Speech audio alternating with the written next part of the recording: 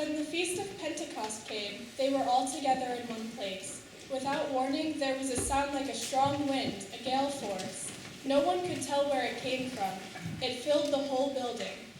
Then, like a wildfire, the Holy Spirit spread through their ranks, and they started speaking in a number of different languages, as the Spirit promoted them. There were many Jews staying in Jerusalem just then, devout pilgrims from all over the world. When they heard the sound, they came on the run. Then, when they heard, one after another, their own mother tongues being spoken, they were thunderstruck. They couldn't for their life of them figure out what was going on, and kept saying, "Aren't these all Galileans? How come we're hearing them talk in our various mother tongues?" Parthians, Medes, and Elamites, visitors from Mesopotamia, Judea, and Cappadocia, Pontus and Asia, Phrygia and Pamphylia, Egypt and the parts of Libya belonging to Cyrene, immigrants from Rome, both Jews and proselytes, even Cretans and Arabs.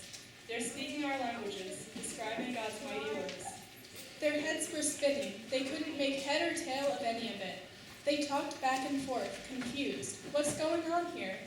Others joked, they're drunk on cheap wine. That's when Peter stood up and, backed up by the other 11, spoke out with bold urgency.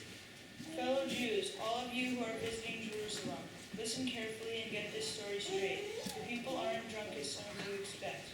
They haven't had time to get drunk. It's only 9 o'clock in the morning. This is what the prophet Joel announced would happen. In the last days, God said, I will pour out my spirit on every kind of people. Your sons will prophesy, also your daughters. Your young men will see visions. Your old men dream dreams. When the time comes, I'll pour out my spirit on those who serve me, men and women both, and they'll prophesy. I'll set wonders in the sky above the signs on the earth below, blood and fire and billowing smoke, the sun turning black and the moon blue, blood red, before the day of the Lord will arrive, the day tremendous and marvelous, and whoever calls out for help to me, God, will be saved. The word of the Lord. Thanks be to God.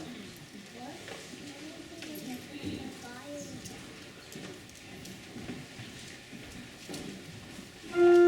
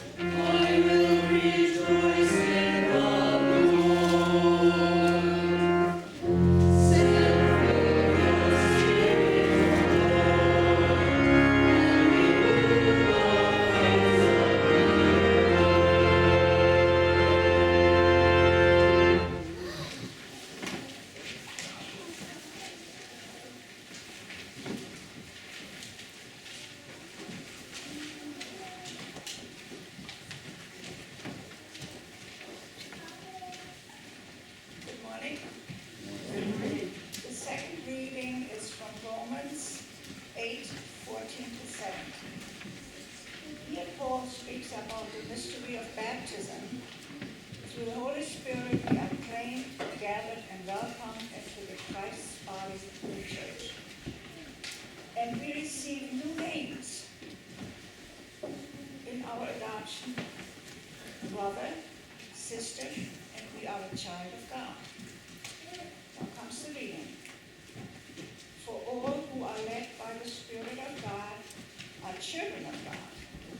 For you did not receive the spirit of slavery to fall back into fear, but you have received the spirit of adoption. When we cry, Abba, Father, it is that very spirit that is bearing witness to our spirit that we are children of God. And if children, then heirs, heirs of God, and joint heirs with Christ. If, in fact, we suffer with him, so that we may also be glorified with him. This is the word of the Lord. Thanks be to God.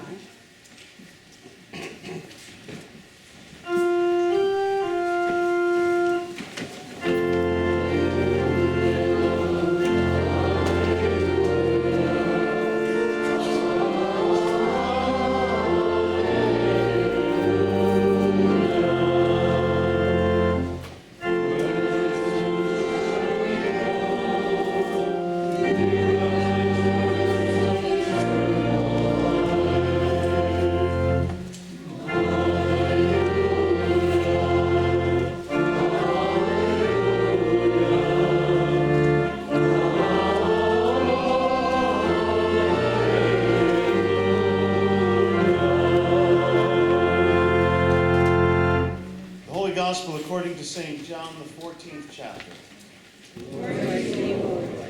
Philip said to Jesus, Lord, show us the Father, and we will be satisfied.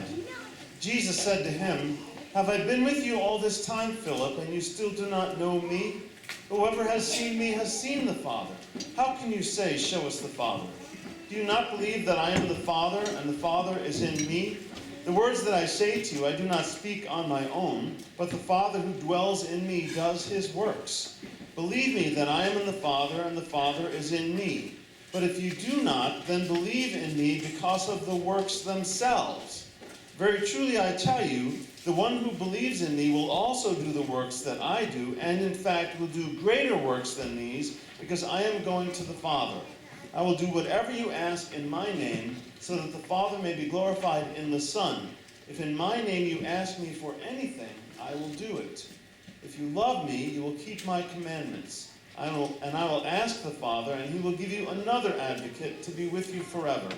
This is the Spirit of truth, whom the world cannot receive, because it neither sees him nor knows him. You know him because he abides with you, and he will be in you. I have said these things to you while I am still with you. But the Advocate, the Holy Spirit, whom the Father will send in my name, will teach you everything and remind you of all that I have said to you. Peace I leave with you, my peace I give to you. I do not give to you as the world gives. Do not let your hearts be troubled. Do not let them be afraid. The Gospel of the Lord. Praise to you, O Christ. Please be seated. Time for our children's sermon. So if you guys want to come up, we have a few